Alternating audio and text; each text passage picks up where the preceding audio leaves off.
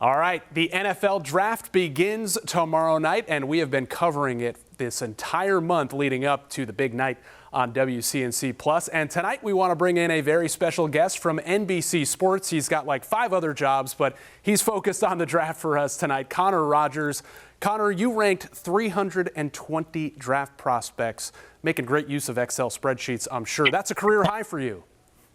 It's a career high. I'm feeling good about it. Obviously, everybody watching this can really see that I have quite the life. I've ranked 320 college players for the NFL draft, but no, I'm feeling really good about it. The draft is so fun. It's cool that everybody cares so much about beyond round 1 these days, where everybody wants to know about every single pick their team makes. So that's the point, right? And here we are ready to roll.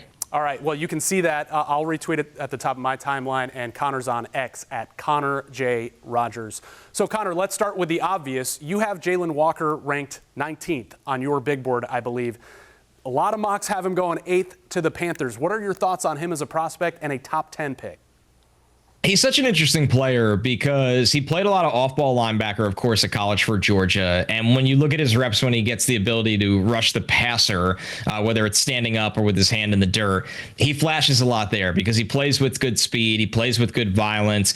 He has good closing speed that, you know, when he can kind of dip his shoulder to angle around the corner, he can finish plays. He doesn't have length, typical length and size of an edge pass rusher. That's probably why he was primarily playing off the ball for Georgia. But obviously, this is somebody that could be the leader of the middle of your defense. He's got sideline to sideline range. He has no fear of taking on blockers. He's only getting better. He's a younger prospect as well. I think for me, while I don't have him in my top 10, but he could very well be a top 10 pick. And you said it. You see this guy picked at 8 in mock drafts of the Panthers over and over and over again. I think they're all over defense. I think they'd love a face or a leader in the middle of that defense, especially with his high character.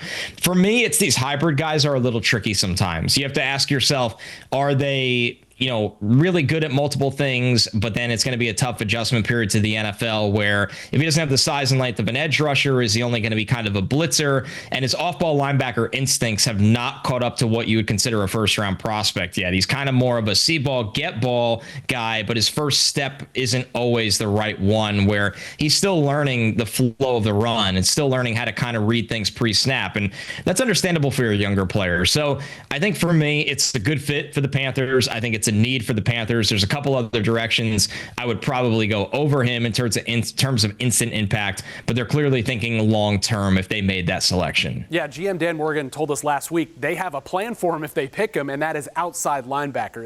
Is that the right plan given the off-ball kind of things he needs to catch up with? I really like that because it puts him in a comfort zone right away. And he's going to be playing in a pretty good front. The Panthers spent money on their defensive line this offseason. They have Jadeveon Clowney there, getting the return of Derek Brown, who obviously Derek Brown would give him a little bit more space to work with. So I like that he'd be going into a situation that the talent level has improved. And maybe it simplifies things for him. Once it goes back to the violence I talked about that he plays with, his ability on the edge, maybe he could set a hard edge against the run rather than having to flow to different gaps and having to read so many things. And you have those second level climbers all over you that are bigger than you, where on the edge it might just be, hey, it's me versus you, and I'm going to play with more speed and convert speed to power. And then his rush ability, once again, to kind of dip around the corner. He plays with strong hands. He'll develop more moves as he gets more time because that's a more simplified role for him. So if the Panthers went that direction, I'd feel better about the transition for the player. All right, so we'll talk about the Panthers possibly trading back, which they've been signaling that may be what they want to do. But say the 2 guys that would basically necessitate a pick at 8 were there. Jalon Walker and Mason Graham's the other one I'm thinking of. Maybe there's more. Who do you think they would go with in that situation? Because as much work as they did up front on defense and free agency, Mason Graham might be a hard guy to pass up, right? That would be my thought process. He's the one guy where if he really does fall to them at 8, and there's a lot of signs this week, and a lot of people think he will, it feels like it could alter what they thought they were doing the whole time, where it's, hey, we feel like Jalon Walker's going to be here. We feel good about the pick. We have a plan for him. Let's make the pick. And then it kind of goes into a situation where, well, we got additions on the defensive line and free agency, but this is somebody that could be a cornerstone for us for a really, really long time. He'll play with the power and the motor that we really like. He makes us a tougher football team up front. And now we feel like the strength of our team we're making a strength a strength. We feel good about our interior, but now it's going to be a really good looking group. And the fact is, I think Mason Graham is a top 5 to 6 player in this draft, where Jalon Walker is a little bit more of a projection right outside my top 15. And I could see the Panthers looking at it that way too, where they go, we know exactly what we're getting with Graham, his presence. You watch how he could take over games, and he took over games that were really important games. And that means a lot as a prospect, whether it was the college football playoff in 2023, where they won the national title, and you look at his tape against Alabama, or you look at 2024 when they upset Ohio State. Him and Kenneth Grant, his teammate on the defensive line, they dominated that game, and they didn't allow Ohio State to do anything against them. So Mason Graham kind of rising to the occasion over and over again is something to me that will have teams be sold on what he's going to do as a pro. All right, Dan Morgan gave us the phrase, if we get stuck at 8 last week. I think he tried to reel that back in a little bit, right? Yeah. Is there a scenario that you could see happening to the Panthers where they truly are in the war room being like, we're kind of stuck here? And what do they do at that point? Well, I think they, obviously they're one of those two guys are going to be there. So I think they'd roll with that. And now, GMs and teams like to use stuck as a phrase because everybody would love to move out in this draft and get more picks because of the way the draft plateaus. There's just a lot of starting caliber players that are on a similar level, almost from pick 25 to 75. I really mean that. And it's sure the player that goes at 28 is probably going to have a better chance of being better than the player that goes at 72. But in terms of the raw ability and the projections, it's not that crazy where you'd rather have more cracks at it. You'd rather have more lotto tickets or swings or whatever you want to call it. So that's kind of why, and it probably was a little bit of a slip of the tongue, calling it stuck because everybody's asking, what are they trading up for? I deal with this being in the New York area a lot with the Jets. You always have to ask yourself, what is the team coming up for? For the Jets and the Panthers, that would have to be a sliding Ashton Genty, and a team just wants to get in front of the Bears to have him. It could happen. It could very well happen, but there's no guarantees on draft night that great of a player slides. So I think that's kind of how they look at that spot, but those teams have contingency plans and players they feel really, really good about in those slots. If the Panthers do trade back, how far do you think they'll want to go, and what could they get? And let's just stick with their biggest need, that's pass rush and edge. They're actually in a little bit of a safer place because I think as long as you stay in front of the Bucks, or maybe you want to stay in front of the Bengals, you look at the Falcons at 15 and the Cardinals at 16. I think they're going to be looking at pass rushers, Mike Green from Marshall, Mykel Williams from Georgia. But you're still going to have an opportunity for a Donovan Ezeraku from Boston College, a Shamar Stewart from Texas A&M, maybe one of those guys in Green or Mykel Falls. And, we're still talking about Jalon Walker. Like, the Panthers might really like Jalon Walker. I find mixed opinions on him around the league, where it doesn't mean that Jalon Walker is necessarily going in the top 12. So they have a little bit more flexibility with what they need, can have them move back in a 9-ish spot range, and they could feel really good about that. I wouldn't go back to, 23 or beyond that, but I think they could flip back a couple of spots. Like, it's going to be interesting if Denver at 21 to come up for an Ashton Genty level player. Do you feel comfortable going back to pick 20 at Denver slot? I think you'd have to charge a pretty enormous price to feel good about that. Is there any world in which you would view if Mykel Williams and Jalon Walker are there, or the Panthers have the ability to draft either one at a certain slot, that they would go Williams over Walker? I hope not. I just think there's a lot of projection there. I think with Mykel, he's bigger. He's got better length. There's a lot of things that tell you he should project better to the pros, but the tape doesn't. It's just as simple as that for me, where you're drafting a ball of clay in Mykel, who has a high floor as a run defender. He has no floor as a pass rusher because we just have not seen enough of a sample size. Where with Jalon Walker, I think at the end of the day, I'm at least getting some kind of presence in the middle of the field at linebacker. And I think there's a lot of upside there as a pass rusher, even though he is undersized. So to me, for perspective, Jalon still made my top 20. Mykel did not make my top 30. So that's just a jarring gap between the two. For me, I don't think it's like that for the NFL. I think both are going to go in the top 20 picks. All right. The hot name here in January was Tet McMillan, and we've seen his name just get roller coastered and yo-yoed all over the NFL. Is there any chance the Panthers are going to try and draft Tet McMillan at 8 or otherwise? I wouldn't be shocked because of the caliber player he is. I think his draft starts with the Jags at 5. I think Jacksonville could feasibly take Tet McMillan and go, we have Brian Thomas Jr., we have Tet McMillan, we have an incredible pairing with size and speed, and we like that duo, and Liam Cohen knows a thing or two about having good wide receivers coming from the Bucs. So there's not a guarantee that he's there, but there's a good shot that he's there. Dallas will probably be on him at 12. Seattle will be on him at 18. I would really like it because it's helping your young quarterback and it's getting you a ball winner, right? A contested catch threat that makes your quarterback's life so much easier, that go-to target. I think they are all over the defensive players in this draft. If they take Tet McMillan at 8, they've done a really good job hiding that, keeping that card close to the vest and fooling us all. Yeah, it seems like the more likely scenario is they get one of those guys on day 2, receiver-wise. It looks like there might be some speed living there, but is 57 too long of a wait for the Panthers? That's where they are now, or are they going to need to do some work either trading back in the first round or trading up on Friday night? That's going to be a little bit of a sweat, right? Because you have a lot of teams right in front of you in that spot that are going to be looking to capitalize off of the depth of wide receiver in this class. Tennessee at 35 comes to mind, New England at 38. I would say the Jets at 42.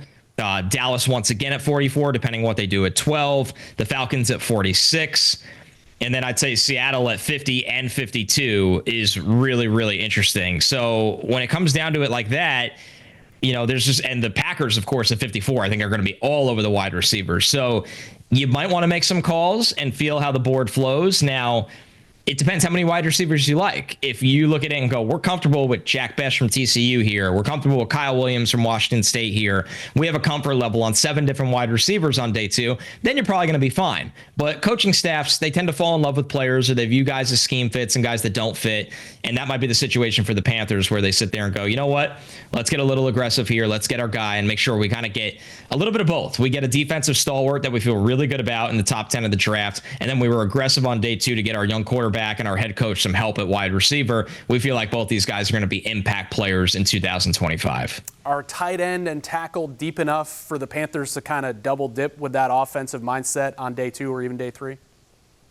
It's interesting because it feels like this tight end class got a reputation for being really, really deep. And I think it has more role players on that side of things. So, you look at Colson Loveland and Tyler Warren, they're going to go in the top 15. They're really special prospects at tight end. Elijah Arroyo and Mason Taylor probably go in the second round or the top of the third round. More for Arroyo. I think Taylor's locked into the second round.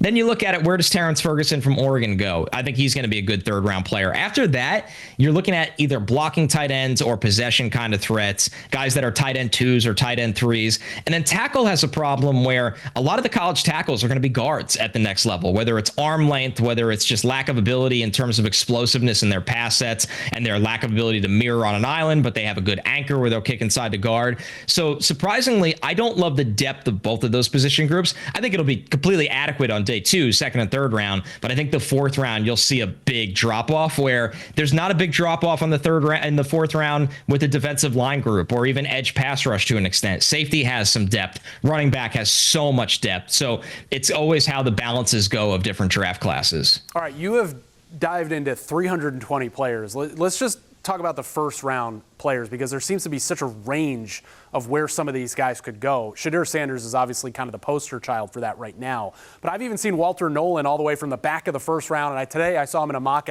at number 8 for the Panthers. Why do you think there is such a disparity for so many of these first round picks? Is it a sign of a weak class or just a lot of variables that could happen? Variables, and one of those is scheme fit, right? So take Walter Nolan, who's the perfect example for you to bring up. Walter Nolan, number 1 recruit in the 2022 class, really figured it out when he transferred to Ole Miss. But he was in a scheme that was very heavy on slanting and being aggressive and gap shooting and allowing him to play aggressive and maximize his athleticism. He is not a master of stacking and shedding, getting off blocks, having a counter move. He's a master of being explosive off the ball, and once again, using that dynamic athleticism to wreck plays.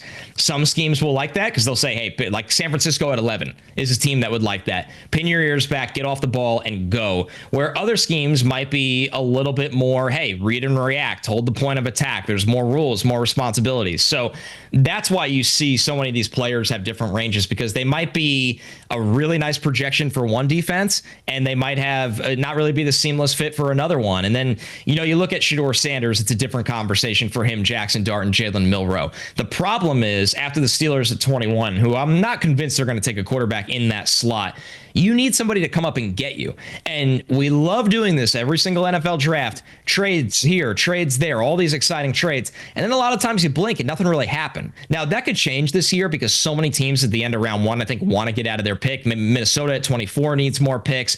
The Eagles, the Ravens, they'd love to get more picks. It's just what they do, even though they have so many assets. The Chiefs as well.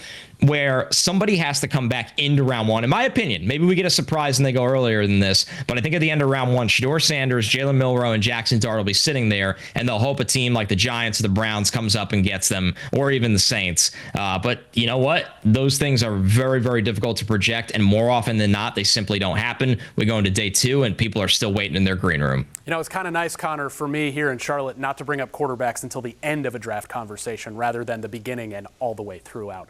Connor Rogers from NBC Sports. How about this, Connor? 321 prospects or bust next year. Putting it on you now. I have to. I made a promise to myself. The big board. I kind of screwed this up, right? It was 301 last year. I could have done 302, and we'll see how long I live. Further. Job. I went to 320, so now I set the bar too high. But it's always a lot of fun. I look forward to the big board being bigger and better for NBC, and I appreciate you guys having me. Absolutely, Connor. Thank you for being here. A reminder: we will have our draft night special here on WCNC Plus Thursday night, kicking off at 7 o'clock.